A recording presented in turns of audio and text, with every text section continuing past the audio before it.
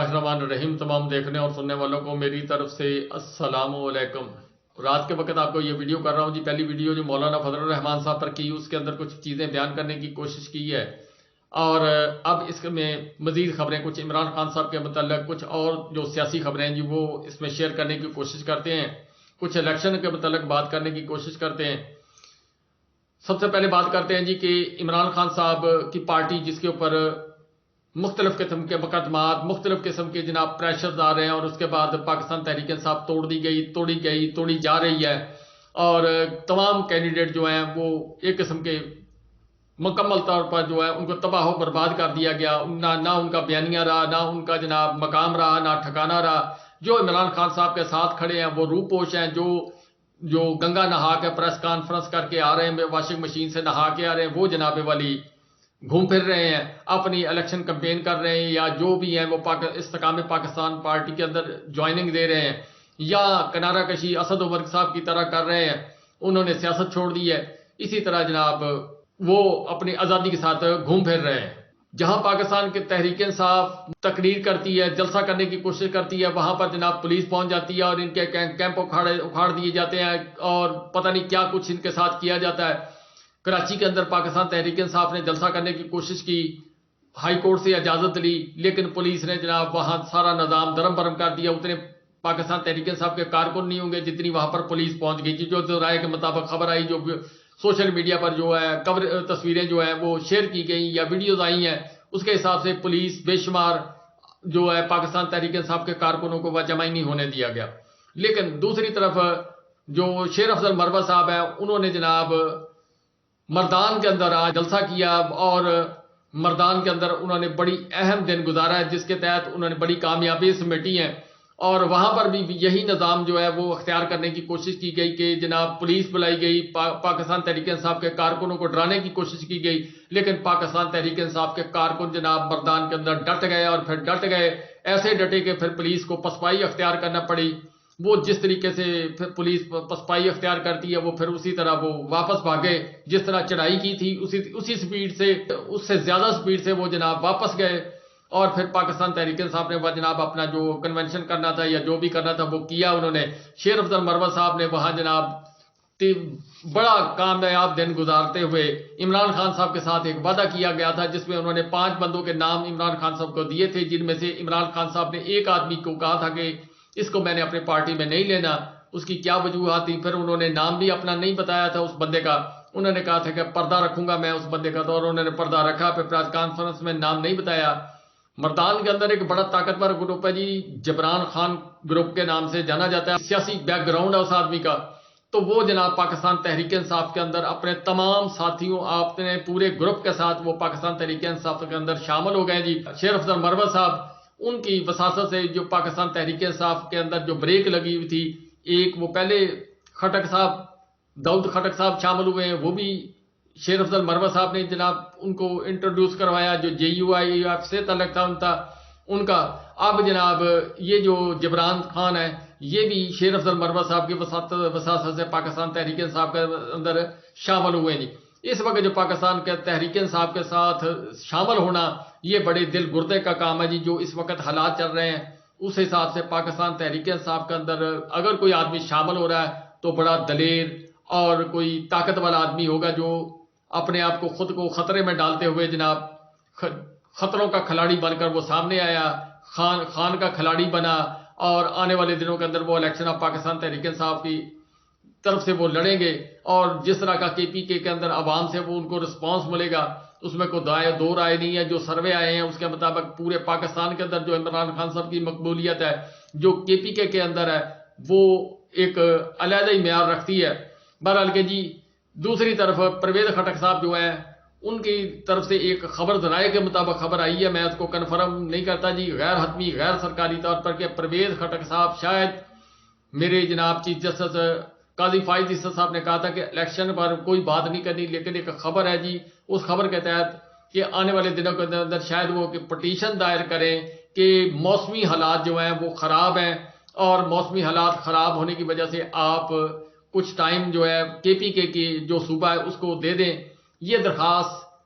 دیں گے پرویز خٹک صاحب غیر حتمی غیر سرکاری ذرائع کے مطابق، اور آرڈر کسی اور کا ہوگا، امپلیمنٹ وہ پرویز خٹک صاحب کے ذریعے کروانے کی کوشش کی جائے گی. کیا قاضی فائز عیسی صاحب اس کے اوپر ان کو ریلیکسیشن دیتے ہیں یا نہیں دیتے، یا پشاور ہائی کورٹ ان کو ریلیکسیشن دیتی ہے یا نہیں دیتی، یہ آنے والے دنوں کے اندر ایک بڑا سوال بنے گا. جی استحکام پاکستان پارٹی وہ اور پاکستان کے اندر آزاد گروپ اور جناب دیگر جو لوگ ہیں ان کو جو ہے وہ ڈی سی او صاحبان جتنے بھی ہیں یا اور جو اسٹیبلشمنٹ جو سول بیوروکریسی ہے اس کو جو آرڈر آئے ہیں جی پتہ نہیں کہاں سے آئے ہیں، انہوں نے کہا جی کہ پاکستان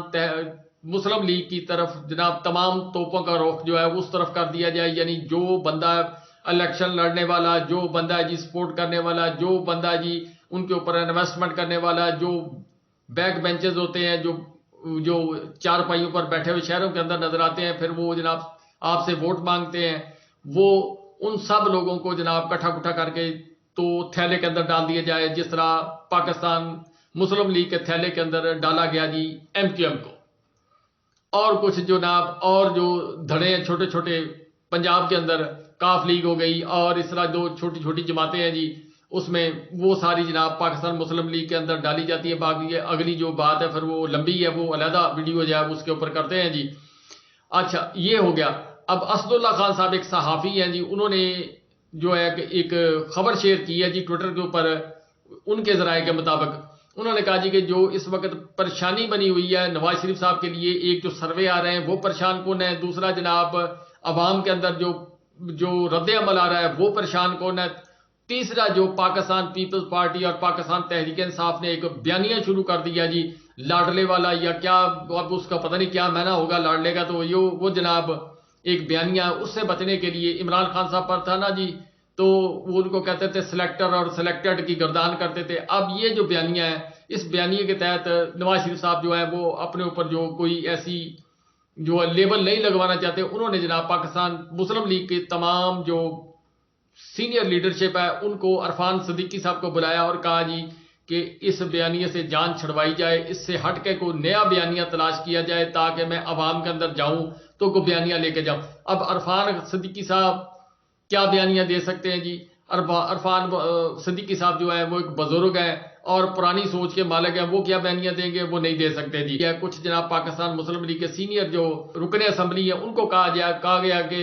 آپ جناب کو بیانیہ تلاش کریں جس کی وجہ سے مارکیٹ کے اندر جایا جائے. اب بیانیہ جو لے کے آتے ہیں وہ ٹھوس ہو جاتا ہے. حالات و واقعات یہاں تک ہے. اب اسد اللہ خان صاحب کی رپورٹ کے مطابق انہوں نے کہا جی کہ میں نے ایک سروے کیا، سروے کے مطابق جو پوزیشن ہے وہ یہ ہے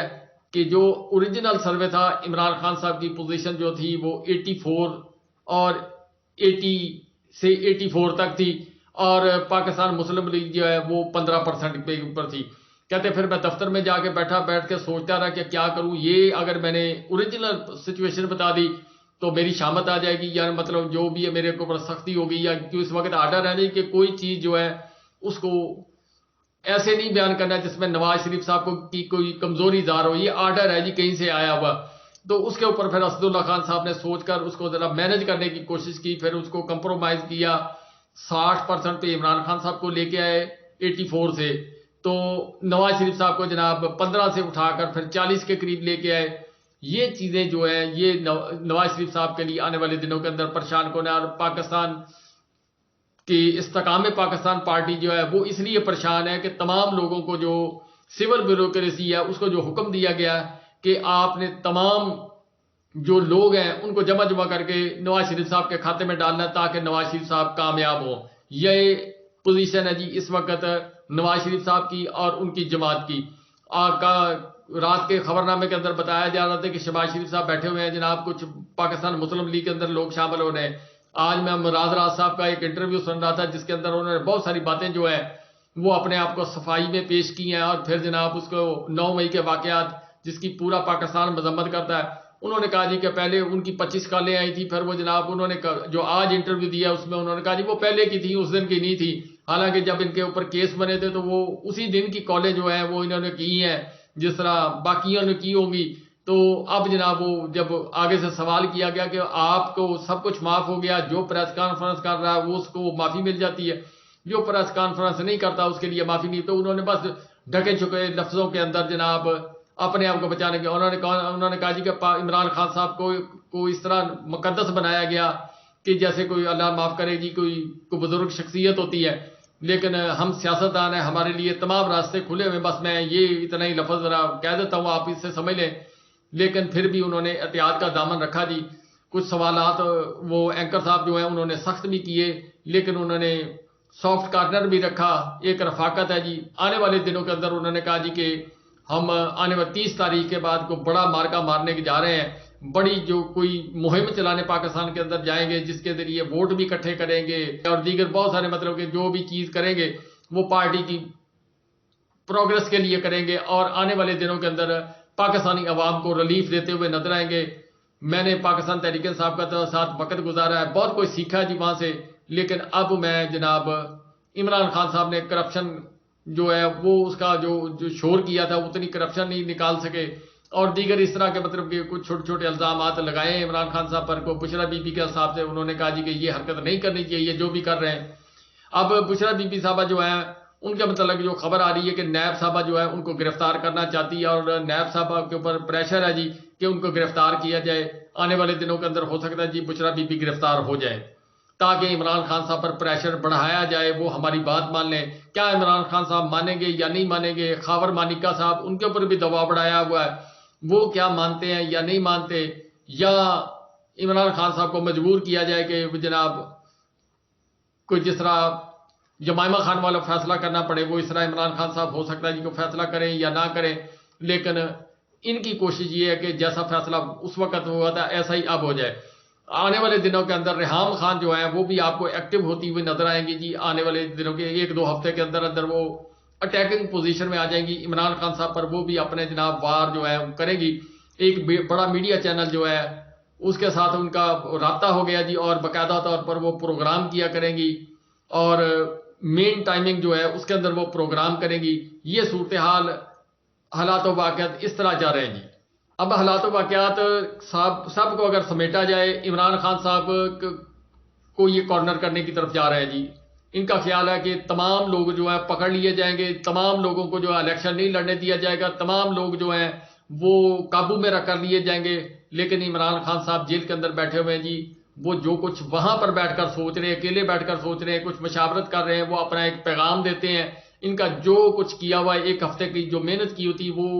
جیل سے جب ملاقات کرنے جاتے ہیں، ان کی سسٹر جاتی ہیں یا وکلا ملنے جاتے ہیں، وہ ان کے جب رپورٹ دیتے ہیں کہ جی مارکیٹ کے اندر یہ خبر چل رہی ہے، تو پھر اس کا وہ نیریٹو جو ہے وہ تیار کرتے ہیں. وہ جب عمران خان صاحب کو وکیل دوسرا ملنے جاتا ہے اگلے دن، تو پھر وہ جناب ان کو کہہ دیتے ہیں کہ بعد جا کے یہ پیغام دے دو. پھر وہ پیغام آتا ہے، اس کے بعد وہ سارا نظام درم برم ہو جاتا. اب جس طرح یہ مختلف دنوں کے اندر انہوں نے مختلف پیغامات عوام تک پہنچائے ہیں، اسی طرح جناب عمران خان صاحب نے جناب ایک پلان جو ہے وہ ترتیب دیا ہوا ہے، جس کے تحت پاکستان تحریک انصاف ہر جگہ پر اپنا کینڈیڈیٹ کھڑا کرے گی. 266 کے قریب جو ہیں وہ